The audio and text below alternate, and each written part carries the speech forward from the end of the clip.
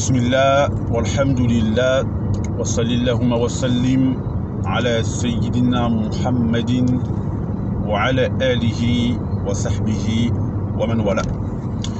Mes frères et sœurs, aujourd'hui on est Yom al-Jum'a, le jour du vendredi, et je voulais faire un rappel ou parler d'un sujet qui touche une partie de la communauté.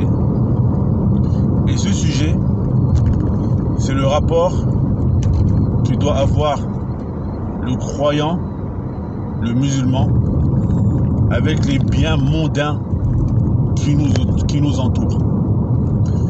Pourquoi je parle de ce sujet?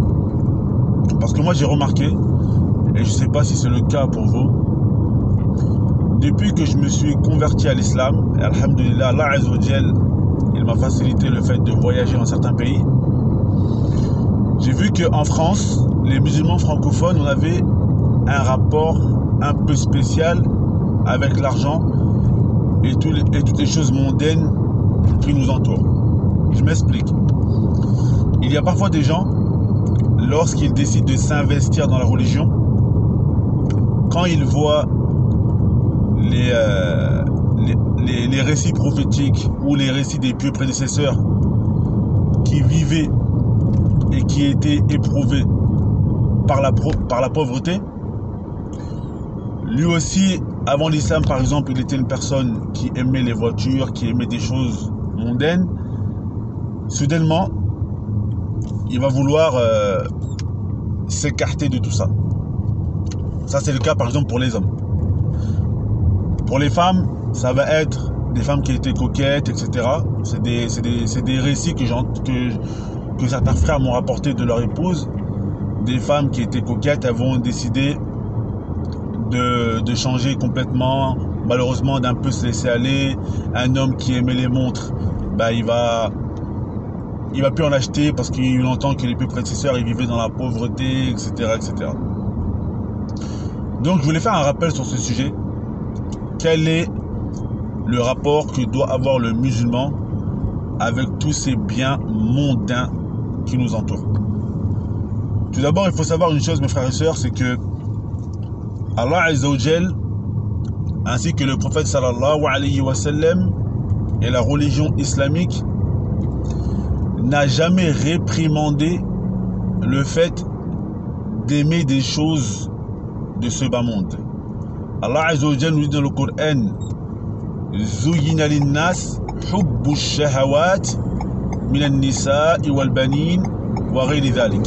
Allah Azza wa Jal nous dit, il a été enjolivé aux gens l'amour des passions parmi les femmes, les enfants, etc. Il nomme également les montures, etc. Le prophète sallallahu alayhi wa sallam, il dit dans un hadith: de ce bas monde, il m'a été fait aimer les femmes ainsi que le parfum. Mais la prunelle de mes yeux se trouvait ou se trouve dans la prière, dans mon lien que j'ai avec mon Seigneur Allah Azza wa Jal. Et il y a également un récit où le prophète sallallahu alayhi wa sallam dit que Allah Azza wa Jal aime voir les traces de son bienfait sur son serviteur. Qu'est-ce que ça veut dire cela? L'islam n'a jamais réprimandé le fait d'aimer des choses de ce bas monde. Un homme peut aimer les beaux vêtements, une femme peut aimer les beaux vêtements qui sont même parfois un peu chers. Un homme peut aimer les belles voitures, la femme peut aimer les bijoux. On peut aimer des choses de ce bas monde. On peut aimer les belles maisons, etc. L'islam n'a jamais réprimandé le fait d'aimer ces bonnes choses.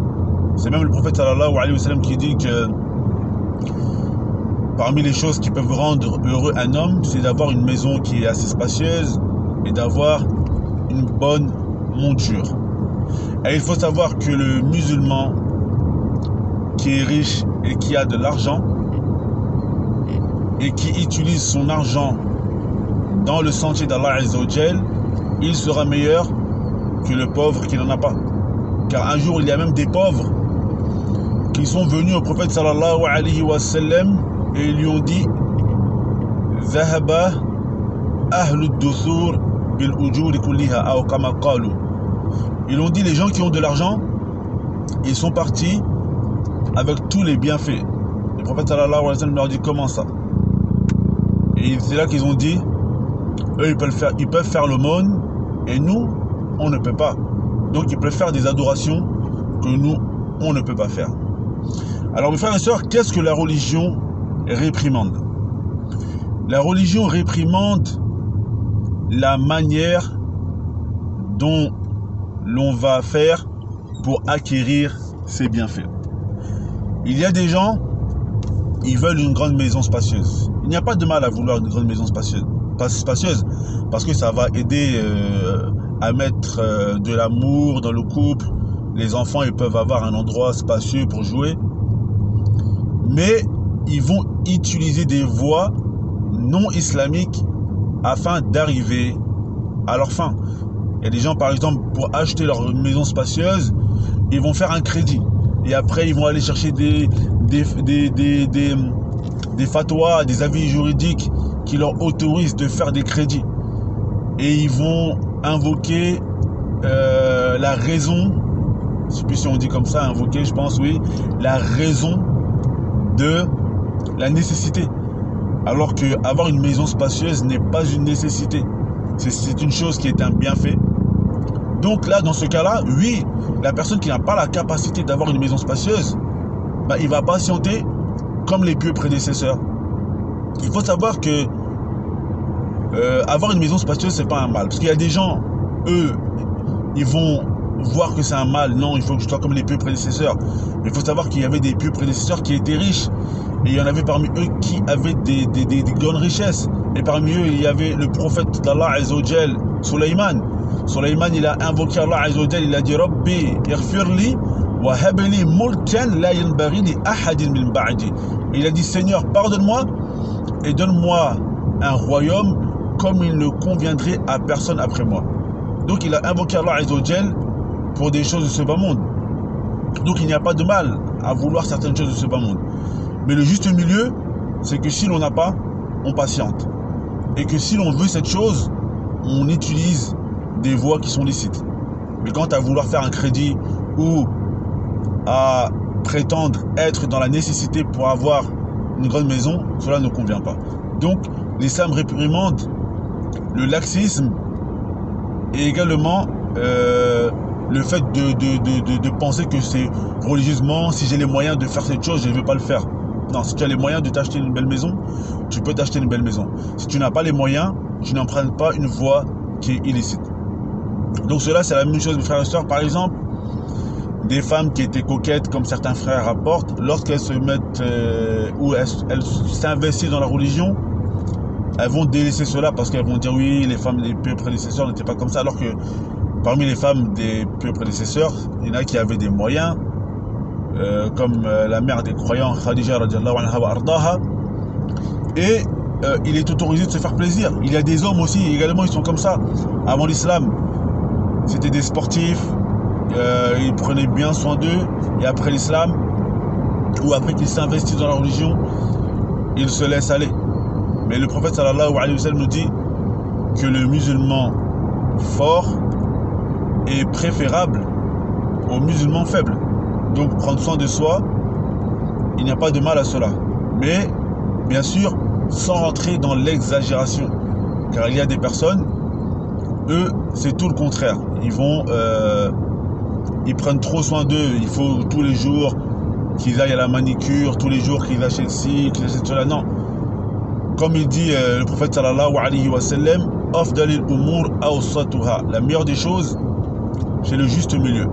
Le musulman, il essaye de prendre soin de lui, mais bien sûr, il ne rentre pas dans une exagération où tous les jours, il faut qu'il soit sur 131, etc., etc. Donc, mes frères et sœurs, la religion réprimande donc le fait d'utiliser des voies qui ne conviennent pas, le fait que si on a les moyens de le faire, on ne le fasse pas parce qu'on pense que c'est religieux, alors qu'il y avait des gens, il y avait même un compagnon du prophète sallallahu alayhi wa sallam, je crois que c'est Abdurrahman ibn Auf.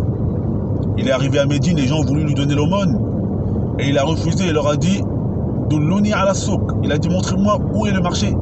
Et il est parti au marché, il a commencé à faire du commerce et c'est devenu l'un des plus riches de Médine. Donc il y avait des gens dans la communauté qui étaient riches et il y en avait d'autres qui étaient moins riches. Donc ça a toujours été ainsi. Donc celui qui a de l'argent, il n'y a pas de mal à ce qu'il se fasse plaisir, mais sans rentrer dans l'exagération. Et la dernière chose, les frères et sœurs, c'est l'ascétisme. Qu'est-ce que c'est? Il y en a qui pensent que l'ascétisme, c'est de délaisser toutes les choses de ce bas monde. Alors que c'est pas comme ça. Allah Azza wa Jal, il nous a assujettis tout ce qu'il y a dans ce bas monde. Il dit ça, wa sakhara lakum. Allah Azza wa Jal nous a assujettis tout ce qu'il y a dans ce bas monde. Mais l'ascétisme, c'est de ne pas en avoir trop. Par exemple, si on a, allez, aujourd'hui on a besoin de 5-6 qamis ou 5-6 pantalons, pas besoin d'en acheter 10. Si on a une ou deux voitures qui nous suffit parce qu'on a une grande famille, pas besoin d'en acheter 4 ou 5. Si on a un téléphone qui nous suffit, pas besoin d'en acheter 2 ou 3. Donc, la religion, mes frères et sœurs, c'est le juste milieu. Celui qui a de l'argent a le droit de se faire plaisir avec son argent. Quant à celui qui n'a pas les moyens, il patiente et il n'utilise pas des voies qui sont illicites